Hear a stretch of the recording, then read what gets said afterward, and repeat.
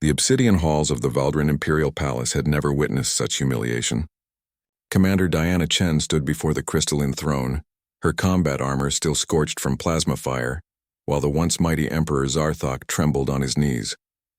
"Please," the Emperor whispered, his 4 eyes glistening with what humans would recognize as tears. "We surrender, unconditionally." Oliver Martinez, the human diplomat standing beside Diana, adjusted his datapad with deliberate slowness. The silence stretched uncomfortably. Around them, the surviving members of the Valdrin High Council watched with expressions mixing terror and disbelief. It had taken humanity exactly 47 days to dismantle an empire that had ruled 600 star systems for 3,000 years. Diana remembered the beginning clearly. 6 months ago, the Valdrin had sent their ultimatum to Earth: submit to imperial rule or face extinction. They had destroyed Mars' colony as a demonstration, vaporizing 2 million souls in an instant. The galaxy had watched, expecting humanity's swift capitulation. After all, the Valdrin possessed technology centuries beyond human capability, fleets numbering in the thousands, and warriors bred specifically for conquest. The galaxy had underestimated one crucial factor: human spite. Oliver finally looked up from his datapad. "You destroyed Mars," he said quietly. 2 million civilians, children, families."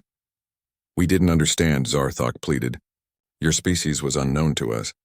You thought we'd break easily," Diana interrupted, her voice cold as the void between stars. "You thought one demonstration of force would make us kneel." Instead, humanity had done what it did best: adapted, improvised, and weaponized their own desperation. The Valdrin had superior shields, so humanity built missiles that didn't explode. They drilled. When the Valdrin adapted, humans switched to kinetic projectiles accelerated to relativistic speeds. When the Valdrin armored their hulls, humanity learned to hack their automated systems, turning their own ships into weapons against them. But the real turning point had come during the Battle of Proxima Centauri. The Valdrin had expected a defensive stand. Instead, Commander Chen had done something no species in galactic history had attempted. She deliberately crashed an entire human battleship, the UNSS Indomitable, directly into the Valdrin flagship at 1/3 light speed. The impact had released energy equivalent to a supernova. The Valdrin command structure had been obliterated instantly, along with Diana's ship. Or so the Valdrin had thought. What they hadn't known was that Diana and her entire crew had evacuated in stealth pods hours before impact. The Indomitable had been piloted by an AI, its sole mission to remind the Valdrin of a fundamental truth: humans didn't fear death. They weaponized it. After Proxima Centauri, the war had become a rout. Valdrin admirals surrendered rather than face human tactics that seemed pulled from nightmares. Entire battle groups defected. The unbreakable empire had shattered like glass. Now Oliver scrolled through his datapad, reading aloud. "The Valdrin Empire hereby cedes all occupied human territories. Reparations for Mars colony will be paid over the next century. All Valdrin military forces will withdraw beyond the Orion Arm. War crime tribunals will be established, and you will hand over everyone involved in the Mars attack." "Agreed," Zarthok said immediately. "All of it, just please, no more." Diana felt no satisfaction in the victory.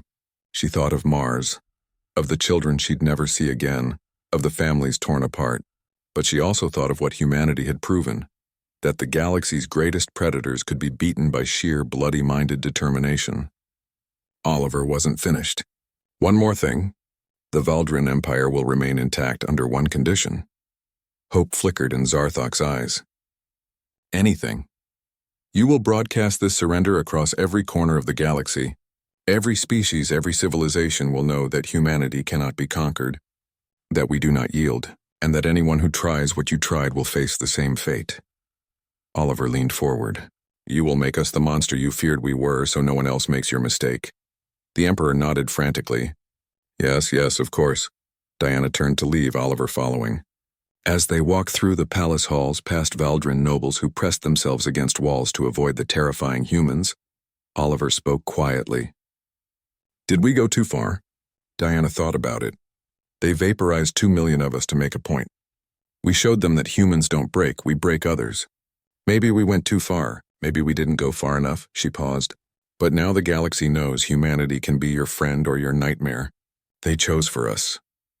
Outside, the human fleet hung in orbit like predators circling prey, smaller Valdran ships scattered before them, once proud warriors fleeing from the species they'd thought primitive and weak. Across the galaxy, the broadcast went out. The Emperor of the Valdran, ruler of 600 worlds, kneeling before two humans and begging for mercy. The image burned itself into the collective consciousness of 1,000 species. In the weeks that followed, ambassadors from dozens of civilizations reached out to humanity. Some offered alliances, others trade agreements, all with the same underlying message: we are not your enemy. Diana returned to Earth as a hero, though she felt like anything but. She'd won a war by becoming the thing that terrified even an empire. But as she looked at the rebuilt Mars colony rising from the ashes, at the children playing in biodomes named after those who'd been lost, she understood something fundamental. Humanity hadn't just won a war. They'd rewritten the rules of galactic power, not through superior technology or ancient wisdom, but through sheer refusal to accept defeat. The galaxy had learned a lesson written in plasma fire and shattered empires. Humans were no longer the newcomers to be conquered. They were the storm that others learned to avoid. And that, Diana thought as she watched Earth's sun set through her apartment window, was exactly what those 2 million souls on Mars deserved as their legacy. Not vengeance, but security. Not conquest, but respect. The galaxy would never look at humanity the same way again. And humanity was fine with that.